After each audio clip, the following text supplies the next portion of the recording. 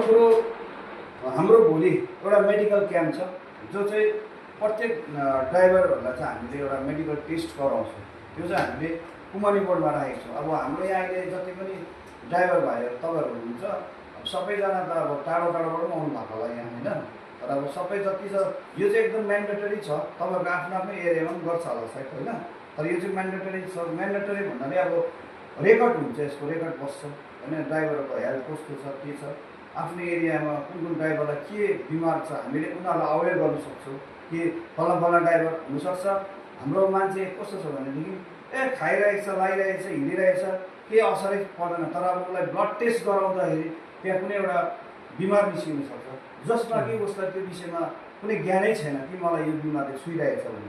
र हामीले यो मेडिकल चेकअप गर्नुको उद्देश्य पनि यही हो। कसैलाई गम्भीर बिमार छ भने हामीले यो टेस्ट गर्दाखेरि थाहा पाउँछौँ, उसलाई समयमा हामीले उसलाई त्यो ड्राइभरलाई हामीले सम्झाएर मेडिकल ट्रिटमेन्ट गराउनुहोस् भनेर हामीले एउटा सजेसन दिन सक्छौँ। यही हो उद्देश्य। अर्को ट्राफिक नियमहरू त तपाईँलाई थाहा छ नि त, हामीले भनिरहनु पर्दैन, सिट बेल्टहरू लाउनु हामीले भन्नु पर्दैन। जस्तो बाइक टु विलर चलाउँदा हेलमेट म्यान्डेटरी हो, हेलमेट तपाईँहरूले लाउनै पर्छ। फोर विलर चलाउँदा के गर्नु, सिट बेल्ट लाउनै पर्छ।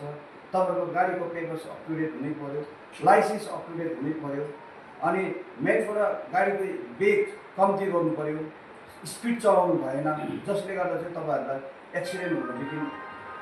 एक्सिडेन्ट हुने सम्भावना बेसी हुन्छ। यो चिजहरू तपाईँले फोकस गर्नु पऱ्यो। किनभने यो हामीले यो हाम्रो विकली एक हप्ता 3 तारिकदेखि लिएर हाम्रो तपाईँको 3 तारिकदेखि लिएर 9 तारिकसम्म यो प्रोग्राम हाम्रो हुँदैछ। यो जलढाका एरियामा ओभर वेस्ट बेङ्गलभरि नै यो प्रोग्राम भइरहेको छ।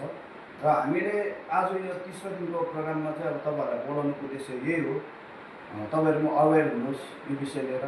किनभने अब जो सरकारको निर्देश छ त्यो अनुसार हामीले चल्नैपर्छ, हामीले तपाईँहरूलाई बुझाउनै पर्छ हो।